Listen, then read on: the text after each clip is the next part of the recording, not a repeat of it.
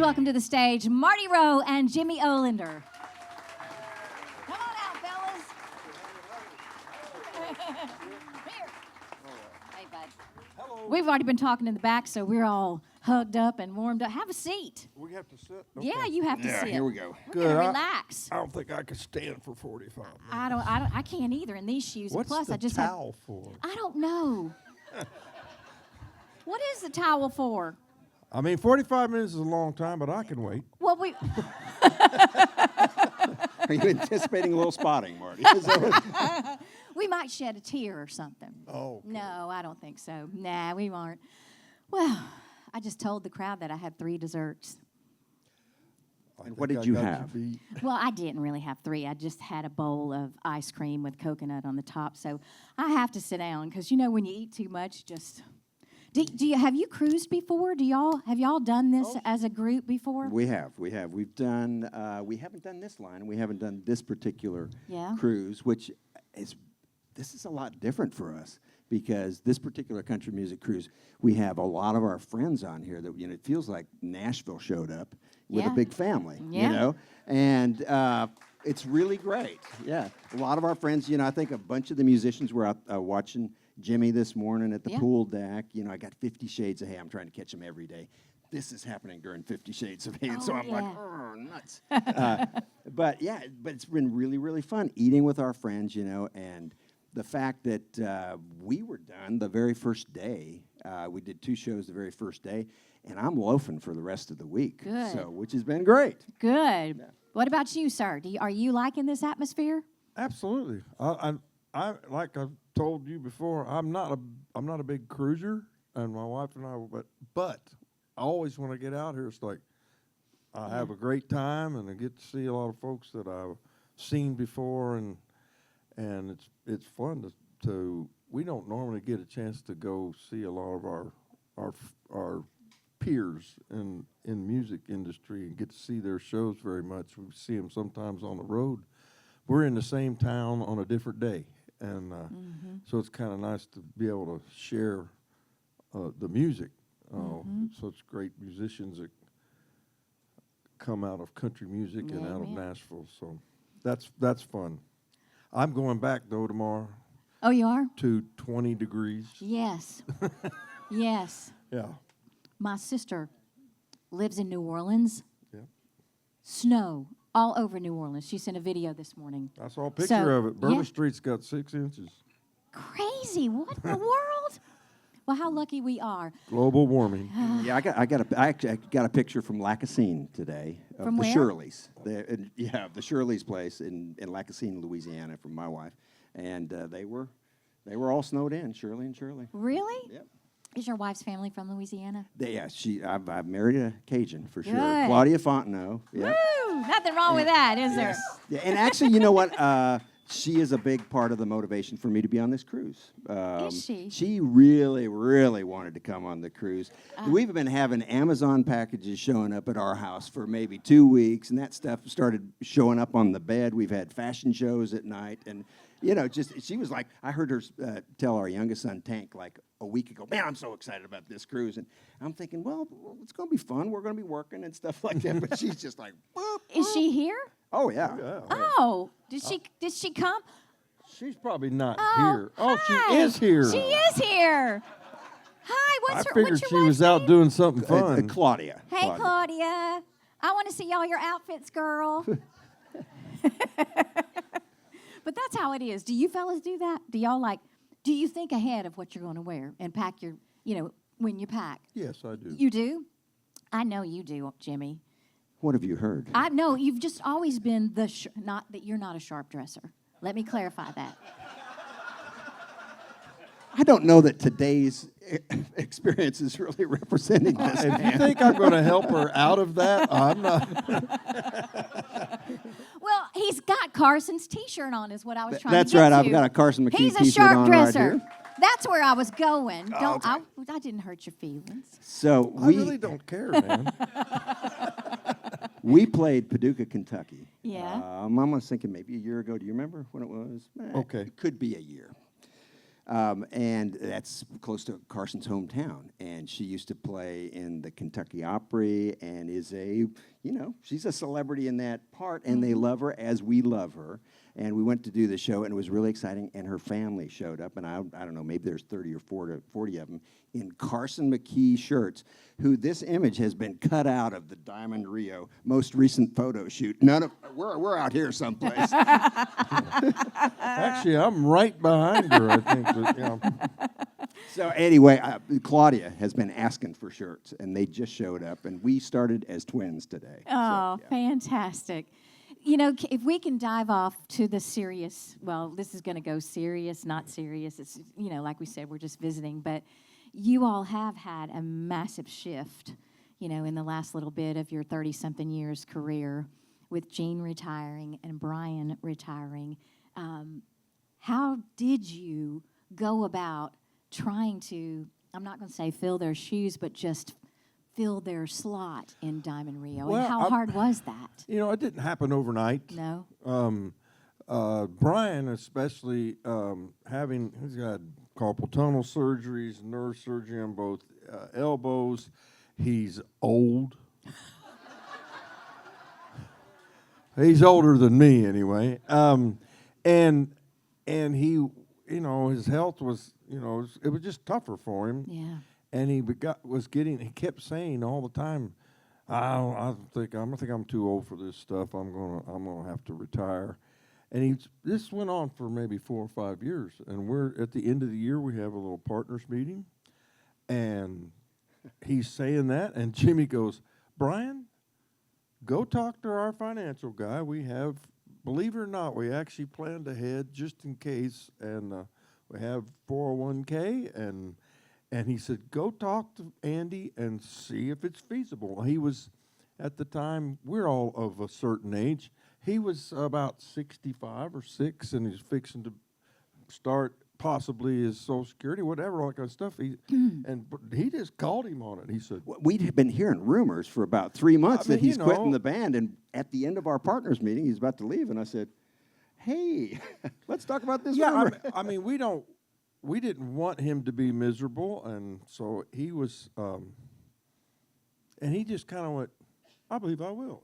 I don't think he'd actually ever been empowered to do it. to say maybe I could retire, and it's difficult walking away from something that you're a creator of, and it was difficult for us to think about it happening. But he checked it out, and so we did what we needed to do for him, and he did for us, and he stepped away, and it was like he'd been freed. And it wasn't like he hated, he hated Diamond Rio or anything like that. There wasn't any big knockdown, drag out when we kicked him out of the band. No, he just had timed out. He had enough, yeah. And so, and I was, honestly, I'm happy for him. I call him, and I said, he's loving life. I bet. He was ready to get off the road, and I was glad for him. And then Gene. Now, talk about who he's been replaced by, Micah Oh, Swinesburg. well, Yeah. and that was the other deal. Micah. Honestly, he knew it, and we knew it. Micah has been Brian's sub for a decade or more. Micah, he is not of a certain age, and we met him when he was about 8, and he was he's learning to play drums, and his mother let him listen to Diamond Rio records, and that's what he began learning from. He has become a world-class musician, Yes, he and is. lots of many other talents, but he started subbing for us for when, he was willing, and he was the only choice that we needed to make. Really? You go ahead. Yeah, absolutely. I mean, and, And he's in the corner over he's, there. he's with us. And, man, he's a... Micah. We just had to make sure the bunk was big enough. Yeah. He's a tall like drink of 7 water. feet tall. This guy is a whopper, and when one of those big mitts hits that snare drum, you know you it's hear been it. hit. He's You hear an it. amazing drummer. So the guy Brian Prout, Yeah. our original drummer, amazing. We Yeah. loved playing with Brian, And so it's really something because that is a lot of times the feel of the band. You know, I think the Right. drummer would like a little bit more support from the other musicians, but we all think, you know, okay, it's kind of generating there with the drums. And Micah had grown up listening to Brian and just came crushing. And we got him from the Jason Crabb bunch, so he'd been doing that. Yeah, I first thought I met Micah at doing a show, TBN, when we were promoting The Reason, and he was in the Power Trio. For Jason Crabb. And so, man, you got these young guys like rock star guys up there in this contemporary Christian power trio, and it was stunning. And to think that I'm working with this guy is really great. Well, he said that about y'all the other night in the hallway, because he told me, I listened to Diamond Rio records, you know, growing up, and this is just, I can't remember his exact words, but it was, you know, a dream come true. I mean, can you imagine? Close your eyes and think of who you loved, and now you're working with them. You know, that is Those people magic. are no longer with us on this planet. For me. Sorry, that just hit me. I was like, Silly. I thought about all mine. I went, oh yeah, They're gone. they're in heaven. Yes, yes. What about how you came to find Miss Carson and Brian and Jean? That high harmony of Jean.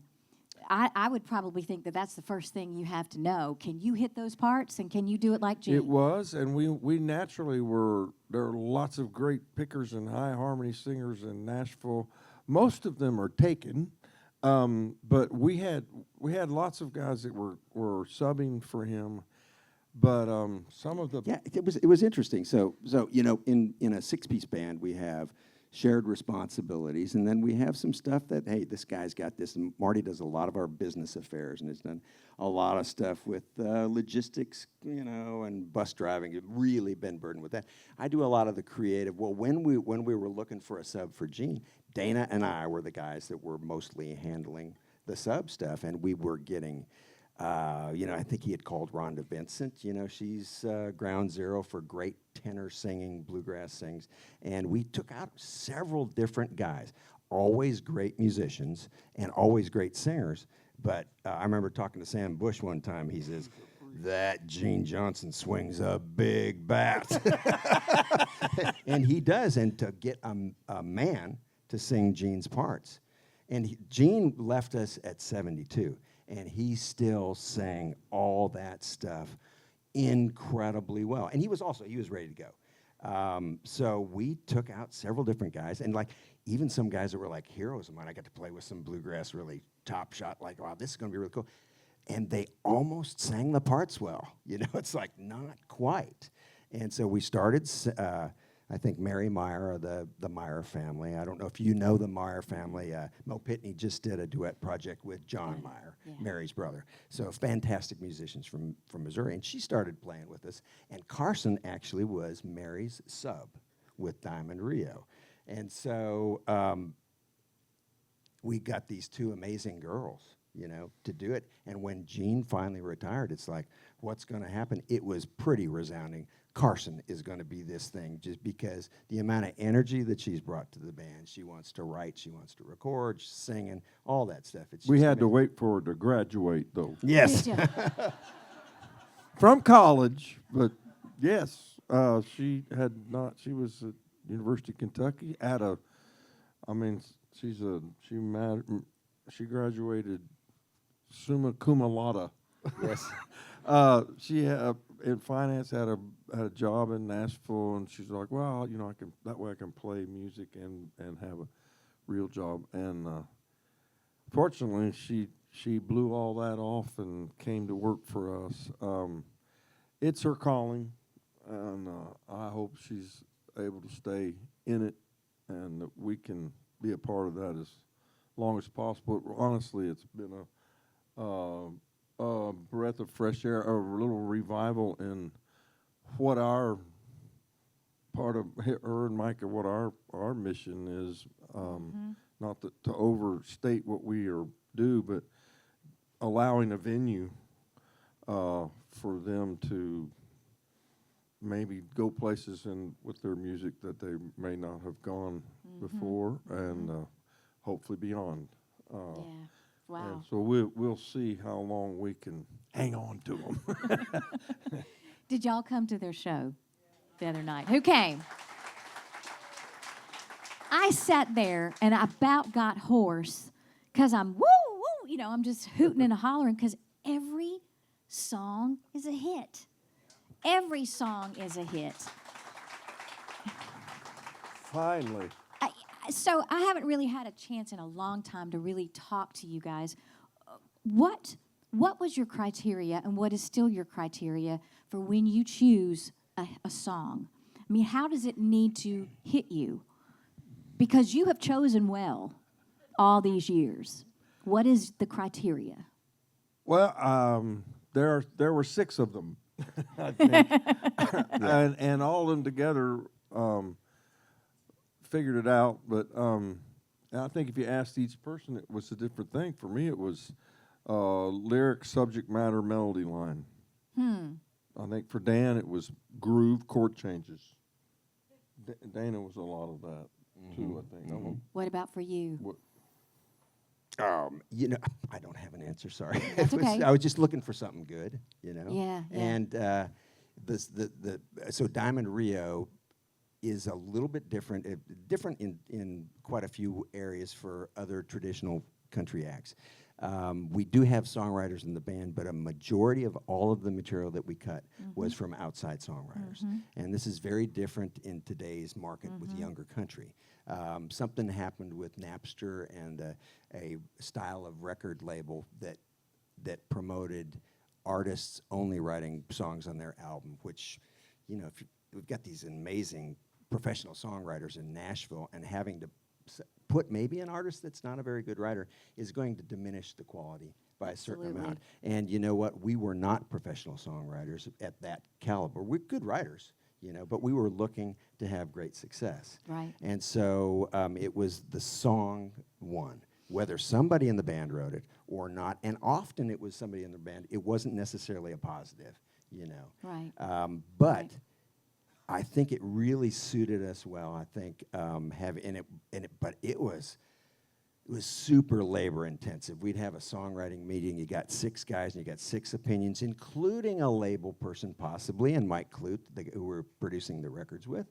And so to get a song through that, it's not, man, did you hear the outro? No, actually, we didn't make through the first verse. You get a couple, because if you're listening to 500 songs, You don't and get all of a sudden, Baba and my girl, and she left me, and I took a drink, well, there's a barometer that we're not going to do. We're not going to Right. sing that song. And she left me, and I cheated with the, okay, we're not going to sing that song. It's really quick, so. We had a rule. We developed a rule that if 3 of us or more, we put up our finger, and that meant hit fast forward. If 3 fingers came up, we went to the next song.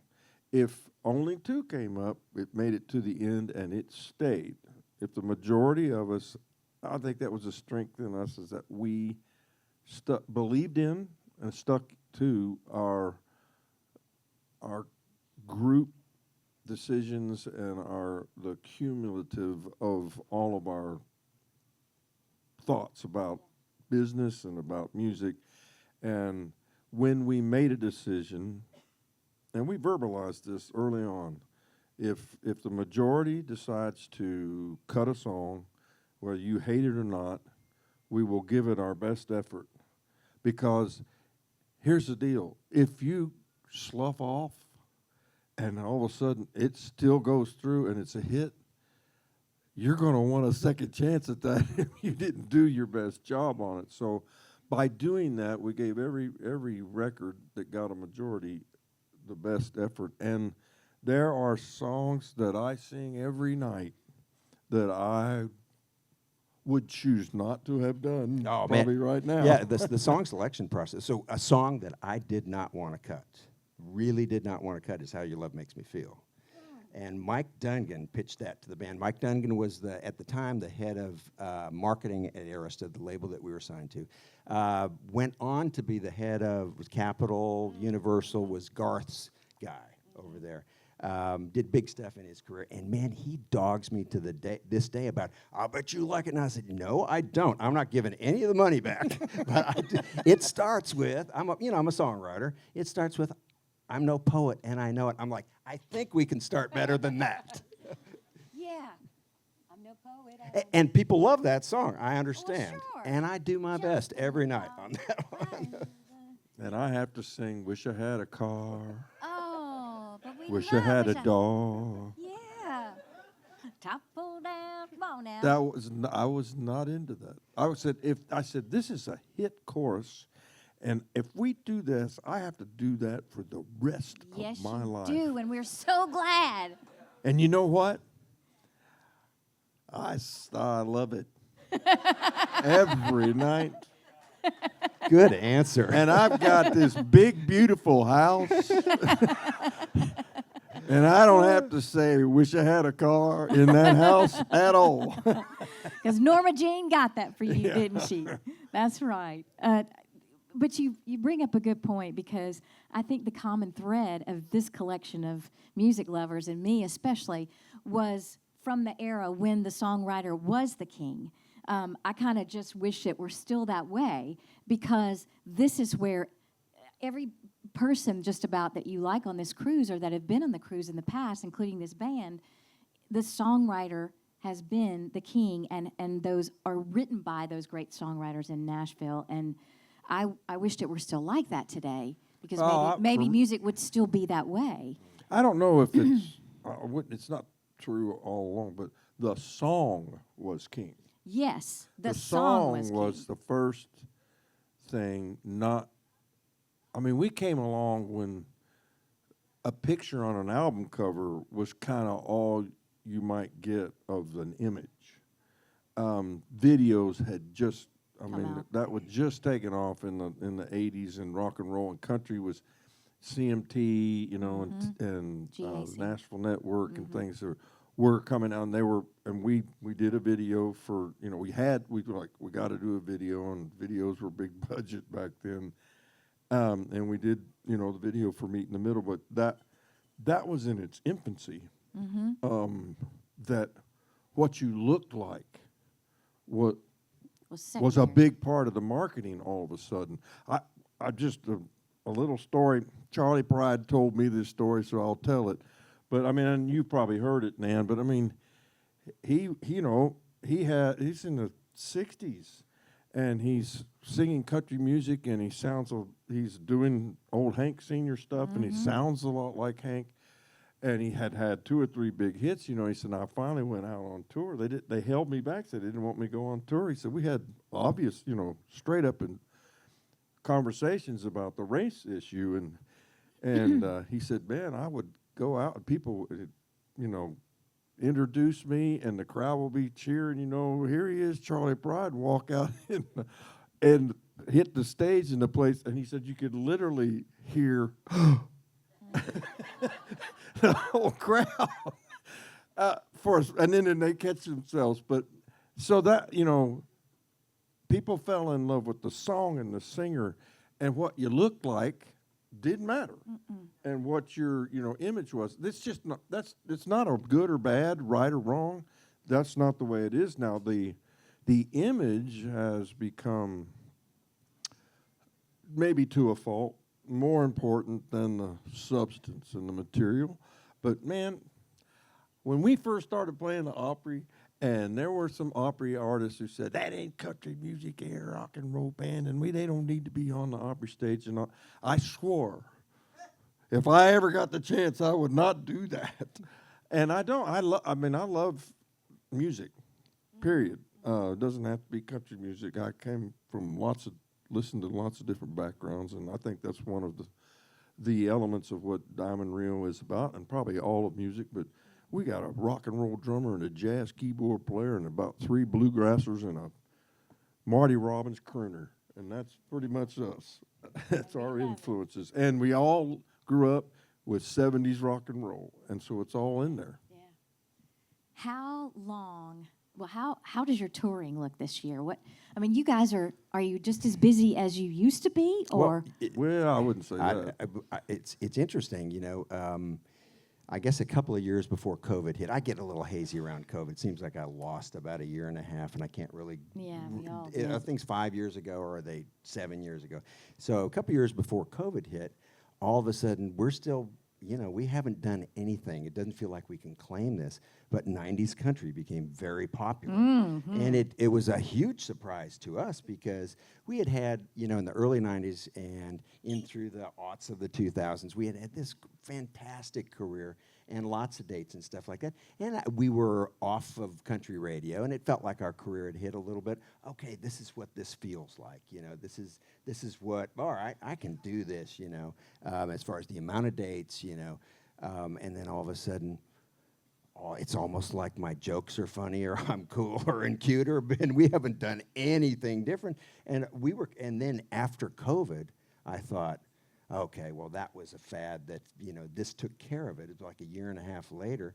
I think we came back, our first show was at a Scottish Rite auditorium, and, or something like, anyway, and it's starting to mist out in the audience, or outside, and I'm sitting on the bus, and we're watching a TV show or something, and I'm seeing this crowd of people, and it's misting, kind of raining outside of this thing, and they're going, and I'm just befuddled because it's a Diamond Rio show, and I haven't seen this in years and years, and I'm thinking, who are these people going? They're coming to see us, and I have no idea that that's what's happening right now. And they're standing in the rain because people were starved for entertainment on the heels of that, and they're still like in 90s country. Hey, they didn't have to be starved to come see us.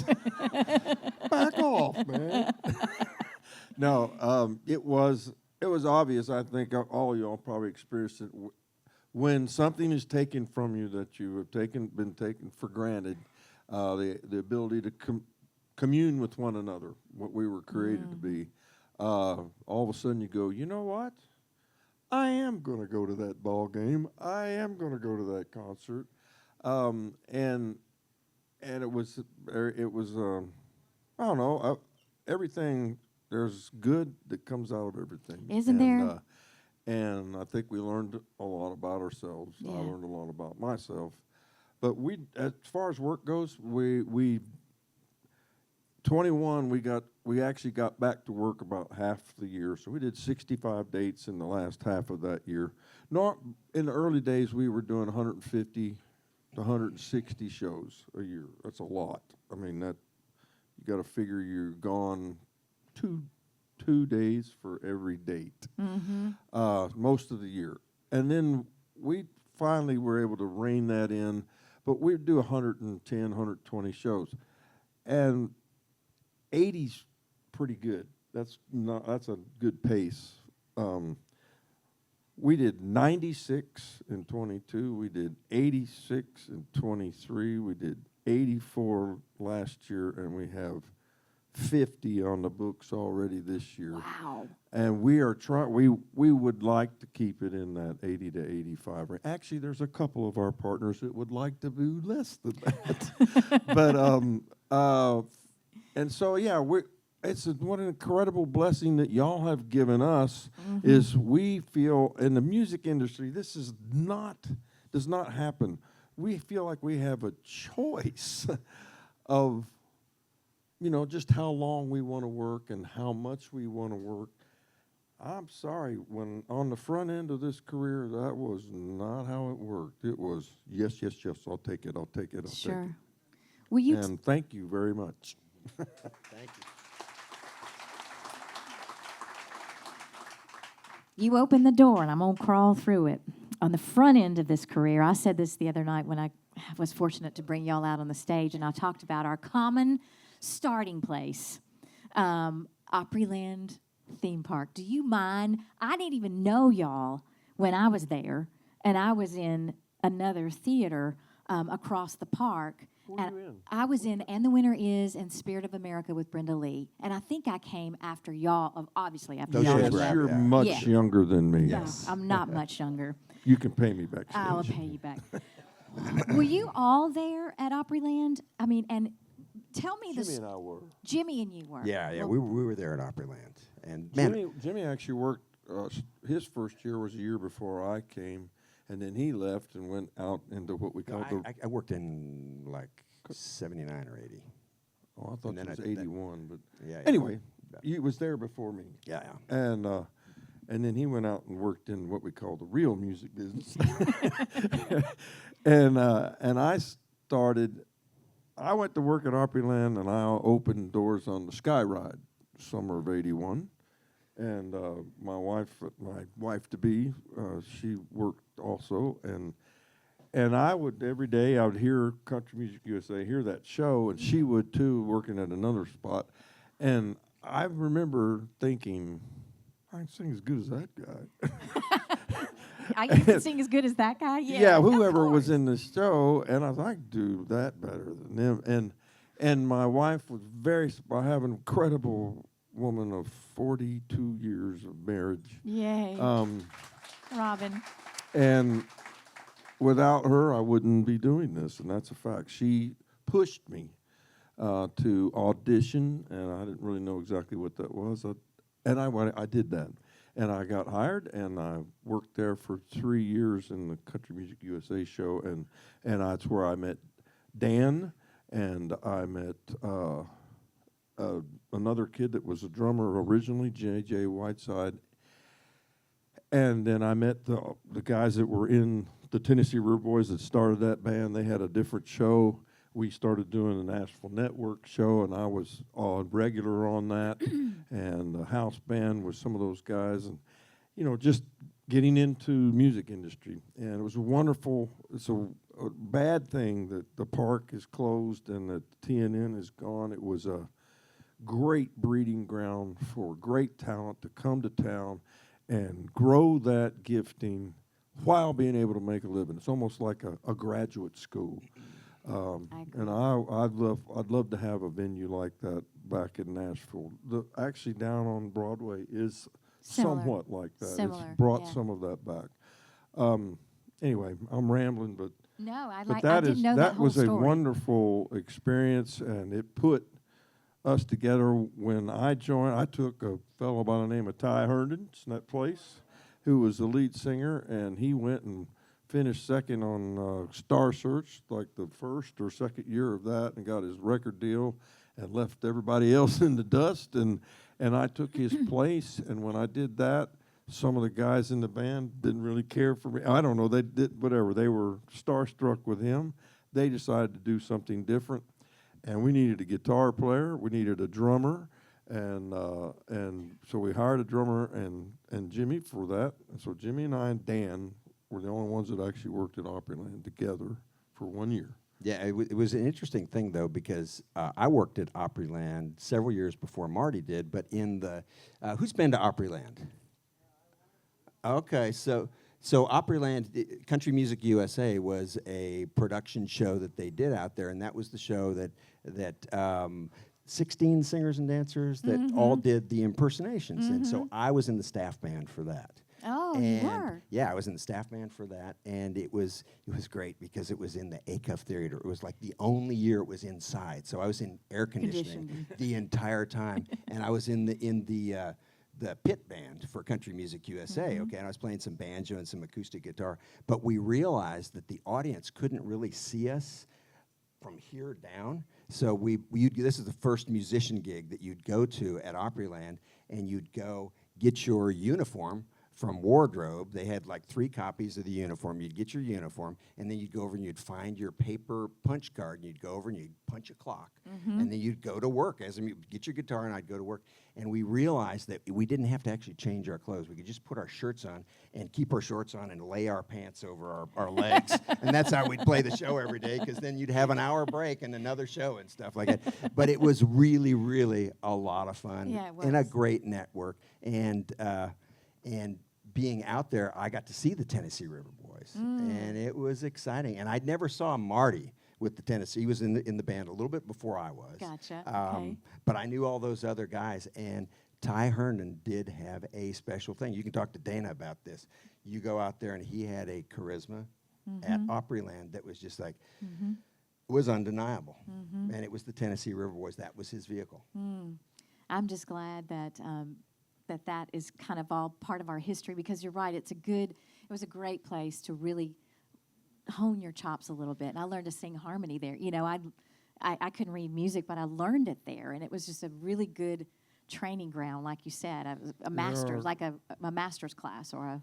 Well, I will say, 90s country has been lauded as a really special era of country music, and we literally were, not because of us necessarily, it was great to be a part of it, we were literally the popular music of the country. We supported heirs to New York, heirs to L.A., the record labels. They started building labels, bringing new labels to town, because we were selling records for the first time in country music. Country had never really sold at the level of popular music worldwide, and it was the music of youth. Yes. And that was a wonderful thing to be a part of. But a lot of the '90s country, not say a lot, many of the '90s country got their feet wet and came to town through the Opryland. The Lone Star guys, some Little Texas guys, I mean, as far as bands go, but Ken Mellons, Skip Ewing, Shelley Wright. Skip Ewan, Shelley Wright, yeah. Stephen Curtis Chapman. Yeah, Stephen Curtis In Chapman. the Christian world, several of those. Stephen Curtis and I and his brother Herb. Herb, yeah. We were Bill Monroe and the Bluegrass Boys. We were the Gatlin Brothers. We did lots of stuff together, and forever relationships Yeah, were built there. And I great concur. Songwriters. Concur. Dean Dillon worked Yeah. there, and it's amazing venue, and so yeah, Yeah, it was thumbs just up. a for that. wonderful music that was actually happening there. I have hogged this conversation long enough, and would you take some questions from the audience? Sure Well, would. we probably have about 10 more minutes. Is that cool? Does anybody want to chat? Yes, ma'am. Firsthand. Did you get your name? What? My father gave it to me. For Diamond Rio. Diamond Rio. Yeah. Well, we did a big name search because we were the Tennessee River Boys, and if you like, you know, you've never heard of Diamond Rio before, and there's a music act, and they're called the Tennessee River Boys. What are you going to think of? Probably a gospel band, maybe a bluegrass band. You know, I grew up playing bluegrass. I immediately think of guys in brown polyester pants and white shoes and white belts and matching shirts, you know. And I was like, okay, I would like to have something that was a little bit neutral and It didn't and really generic. describe the music we Yeah, were playing. and it kind of, that name describes something else. So, man, it's really, really tough to name a band. Yeah, I know that Shenandoah, this is interesting. Shenandoah, I think they got their butt sewed off over and over because they Really? called themselves Shenandoah. That's a very popular name. It's a very popular song. It's a valley. I mean, and I think that it has to do with the usage of the name. And there were other bands that were using that name before they were using, and they got sued. So, of all people, we find a list of band names from Mike McGuire of Shenandoah, and on it is Diamond Rio. And we select that name, and that is our name. Now, we go a step further. Now, we're friends with the Shenandoah guys, but it just goes a step further. They are now having hits as Shenandoah, checking into hotel rooms and wanting to be anonymous. What name are they using to check into? Diamond Rio. Diamond Rio. Because nobody's heard of Diamond Rio, right? Well, guess what? We started having some hits, and all of a sudden they can't use that name anymore. And there was a little lawsuit that came. It went away quickly, but I was like, wow, okay. Wow. I did not know that little insider information. Yeah. We changed the Diamond Rio is actually you guys probably have heard this story, but I haven't. REO Olds, REO Oldsmobile sold out to GM, and he started making this thing called he made fire engines, REO Speedwagon, and Diamond T was also a big truck rig. This is in the 30s, 40s, and they merged and became Diamond Rio, and it was a truck. And we changed the spelling to RIO I don't know if it was my idea or not, but just kind of like, okay, well, maybe we won't get sued if it's spelled differently, which was a bit naive. And it also had a little more Southwest feel to it.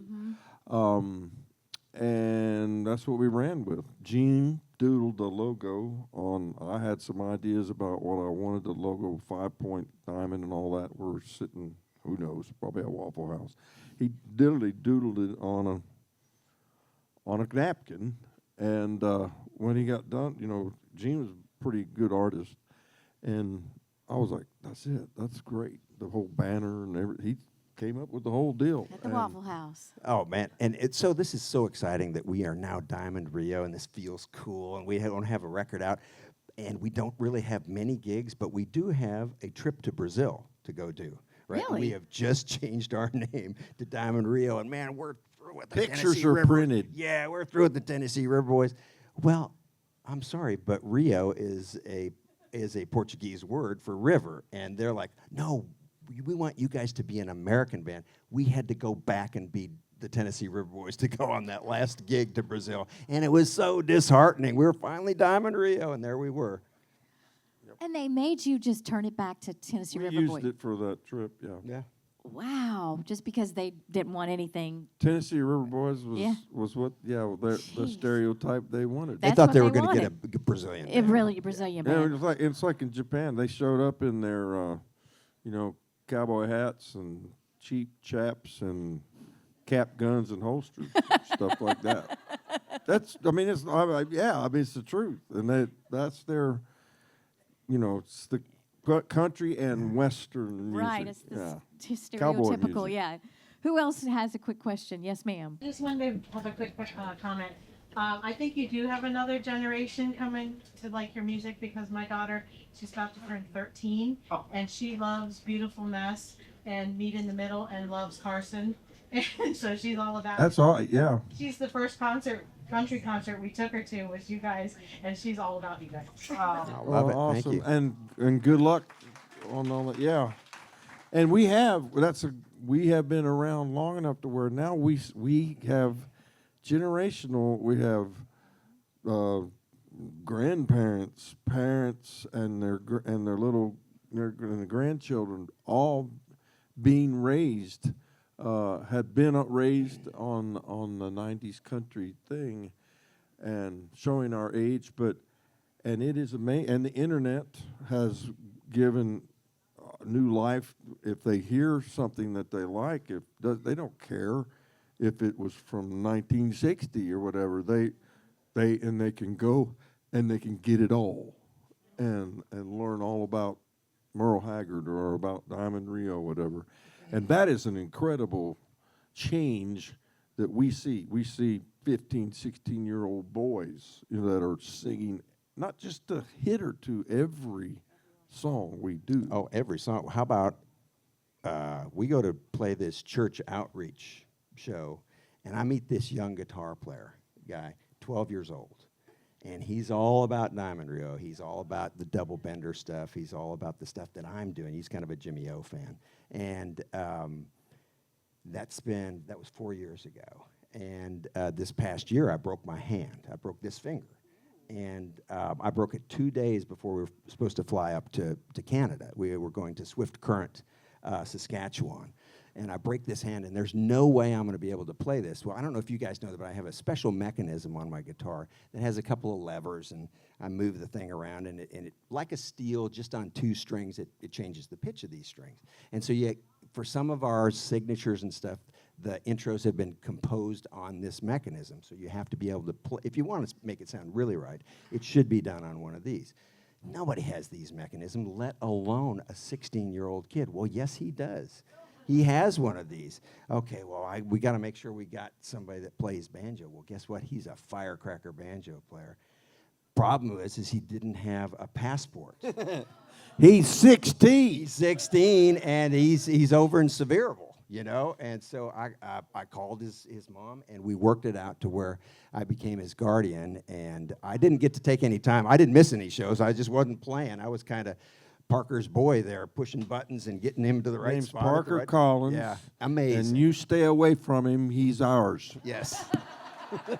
He definitely saved the day for us this year. Yeah. We're going to have to say goodbye. I don't want this to end. I really don't, but we're going to have to let you guys go. Wasn't that great fun? I mean, I've got more things I want to talk about.